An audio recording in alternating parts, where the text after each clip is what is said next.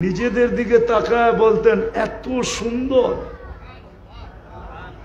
তাহলে এই ফেরেশতারা কেন সুন্দর বলতেন? হ্যাঁ, কি আফ্রিকান দেখলে আমাদের ছেলেরা পিছে পিছে হাঁটে নাকি? সাদা চামড়া দেখলেই পিছে পিছে হাঁটে, ঠিক না? হ্যাঁ ঠিক না? যুবকরা পিছে পিছে হাঁটে না সাদা চামড়া দেখলে? মনে হয় বুঝে নাই।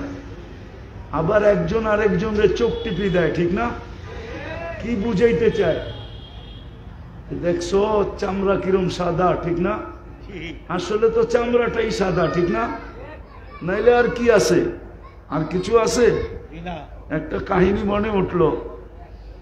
এক বাদশাহ ছিলেন প্রতাপশালী, নাম ছিলেন ইয়াজিদ বিন মুহাল্লাব, মুসলিম বাদশাহ। মালিক ইবনে দিনার রহমতুল্লাহ আলাইহির জমানায় বড় আল্লাহওয়ালা ছিলেন মালিক ইবনে দিনার, ওলামারা চিনে। তো উনি ওনার দিকে একটু বাঁকা চোখে দেখছিলেন, বাঁকা চোখে। তো বাদশাহ ডাইকা জিজ্ঞাসা করছে, তুমি তো আমার রাজত্বেই থাকো, তুমি কি আমাকে চিনো না? বলছে অবশ্যই চিনি। বলছে তাহলে বাঁকা চোখে কেন দেখলা? তো বলল, শোনো আমি তোমাকে তোমার চেয়ে বেশি চিনি। তো সে একটু আশ্চর্য বোধ করলো, আরে আমার চেয়ে আমি আমাকে যতটুক না চিনি, এই লোকটা আমার চেয়ে আমাকে বেশি কি করে চিনে? বলছে বলো। কেন আগের যুগের বাদশারা প্রতাপশালী ছিল কিন্তু বেয়াদব ছিল না। কি ছিল না? বেয়াদব ছিল না। রাগ হয় না, পায়ে হাত রাখি। আজকাল তো মানুষ একটু ক্ষমতা পাইলে শুধু প্রতাপশালী হয় না, বেয়াদব হয়, আদব কায়দা হারায় ফেলে, ঠিক না? আদব কায়দা, কথা বলারও ঢং জানে না। তো বাদশাহ জিজ্ঞেস করলো, তুমি আমাকে আমার চেয়ে বেশি কিভাবে চিনো? তো মালিক ইবনে দিনার রহমতুল্লাহ আলাইহি বলতেছিলেন, আমা কানা আউয়ালুকা নুতফা, তোমার উৎস কি বীর্য ছিল না? তোমার তৈরি তো বীর্য থেকে, ঠিক না? আরে কি সত্য তো? দুর্গন্ধময় নিকৃষ্ট একটা পানি থেকে। তো বলছে বালা, অবশ্যই। বলছে আখেরুকা জিফা, তুমি মরে গেলে ফুলন্ত ফাটন্ত দুর্গন্ধময় একটা লাশ হবে না? বলছে বালা, অবশ্যই। বলছে বাইনাহুমা তাহমিলু কাদিরা, এই দুইয়ের মাঝে তুমি আর আমি একটা পেশাব পায়খানার টুকরি না? টুকরি বোঝেন? টুকরি পেটের ভিতরে কি? আরে বলেন না, পেশাব পায়খানা না? বুড়িতে কি আছে? মনে হয় ভালো ভালো খাওয়ান আছে, পেশাব পায়খানাই তো, ঠিক না? তো মা ইয়াজিদ বিন মুহাল্লাব বলতেছে, আরাফতানি হাক্কা, তুমি আমাকে চিনছো। এই চামচগুলো একটাও আমাকে চিনে না। চামচ চিনেন? রাধা বাদশাদের চতুর্দিকে চামচ থাকে না? চামচ, আরে চামচই কোন, চামচা করলে আবার খারাপ শোনা যায়। সুন্দর ভাষা ব্যবহার করেন। তো বলে ওরা আমাকে চিনে নাই। তা আমি বুঝাইতেছিলাম, যেই মানুষটা এত সৃষ্টির ভিতরে এত ঊর্ধ্বে, সে নিশ্চয় কেন জমিনে পা রাখে? যুক্তি তো বলে, তর্ক তো বলে, বিবেক তো বলে, বুদ্ধি তো বলে, এমনকি বিদ্যা পর্যন্ত বলে যে সবচেয়ে পূর্ণতা নিয়ে ওই মানুষটাকে দুনিয়াতে আসা উচিত ছিল। কিন্তু মানুষটা কেন নিশ্চয় আসলো? কেমন নিশ্চয়? ফালা লাকা সিন্নুন তাক্তা, মার পাটের থেকে যখন আসে তো দাঁত থাকে না, কোত্থেকে কাটবে? ওয়ালা লাকা লিসানুন তানতিক, জিহ্বা থাকে কিন্তু বাক শক্তি থাকে না। ওয়ালা লাকা উযুনুন তাসমা, কান থাকে কিন্তু শ্রবণ শক্তির কার্যকারিতা থাকে না। ওয়ালা লাকা আইনুন তানদুর, চক্ষু থাকে কিন্তু দৃষ্টিশক্তির কার্যকারিতা থাকে না। ওয়ালা লাকা আকলুন তুমাইয়িজ, মগজ থাকে কিন্তু ভালো মন্দ বুঝার ক্ষমতা থাকে না। ওয়ালা লাকা কলবুন তাতাফাক্কার, দিল থাকে কিন্তু চিন্তা কি জিনিস সে জানে না। ওয়ালা লাকা ইয়াদুন তাফতিশ, হাত থাকে কিন্তু কর্ম তো দূরের কথা, ধরারই ক্ষমতা থাকে না। ওয়ালা লাকা রিজলুন তামশি, পাও থাকে কিন্তু চলার ক্ষমতা থাকে না। কুনতা সগীরা, বড় ছোট থাকে, বড় ছোট। আফসোস তো এইখানেই হয়, যুবক যৌবন পেয়ে আল্লাহকে ভুলা যায়।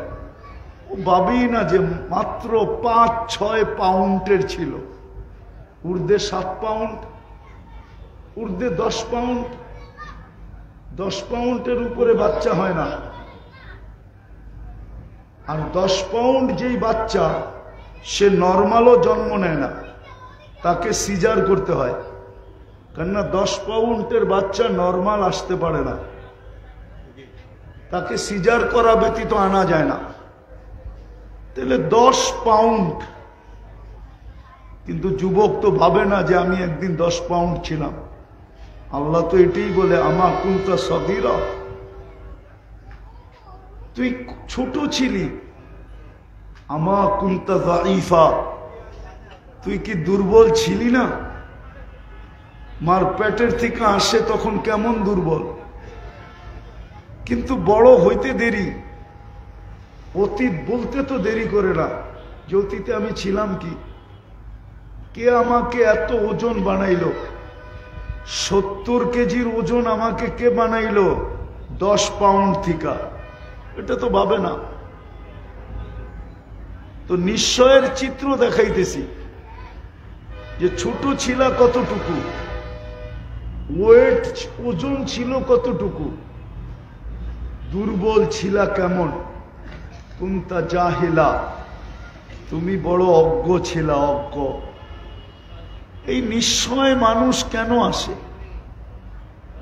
আবারও বলতেছি, অথচ সৃষ্টির সেরা আল্লাহ মানুষকে একটা মেসেজ দিতে চান, মেসেজ। এই জন্য নিশ্চয় নিয়ে আসছেন। কেনটা এই মেসেজটা কোনো সৃষ্টির দরকার নাই, কোনো সৃষ্টির এই মেসেজের প্রয়োজন নাই। প্রয়োজন নাই কেন এটাও বুঝাইতেছি। কোনো সৃষ্টির ভোগ অধিকার নাই। সৃষ্টি ভোগ যদি করেও তাহলে মানুষের জন্য করে। সৃষ্টি বাঁচে যদি মানুষের জন্য বাঁচে। সৃষ্টির অস্তিত্ব মানুষের জন্য। মানুষ না হইলে এই সৃষ্টির দরকার ছিল না। সূর্যের আলো দরকার ছিল না, চাঁদের কিরণও দরকার ছিল না, নদী প্রবাহমান হওয়াও দরকার ছিল না, সমুদ্রের তরঙ্গ মারাও দরকার ছিল না। এটা খোলার সময় এখন নাই। আর এই হইহুল্লার ভিতরে যে বুঝে আসবে এমনও না, যদি খুলিও তাইলে বুঝে আসবে না। এটার জন্য খুব নির্জনতা চাই, খুব ধ্যান চাই, তাইলে হয়তো বুঝে আসতে পারে যে সব সৃষ্টি মানুষের জন্য। সব সৃষ্টি মানুষের জন্য।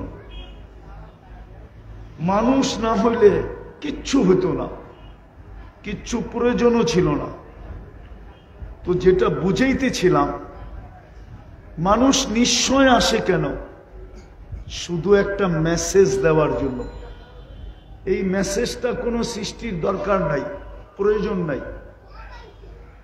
এই জন্য সব সৃষ্টিকে আল্লাহ পূর্ণতা দিয়ে অস্তিত্ব দেন। শুধু ওই মেসেজটা বোঝার জন্য মানুষকে নিশ্চয় অস্তিত্ব দেন, নিশ্চয়। শুধু একটা মেসেজ বোঝানোর জন্য। আর মেসেজটা এই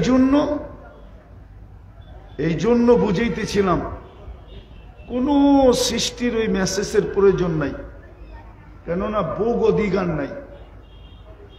কোনো সৃষ্টির জীবনের ফলাফল নাই, প্রতিদান যাকে বলে, প্রতিদান নাই। কোনো সৃষ্টি প্রতিদান পাবে না। এমনকি ফেরেশতা পর্যন্ত প্রতিদান পাবে না।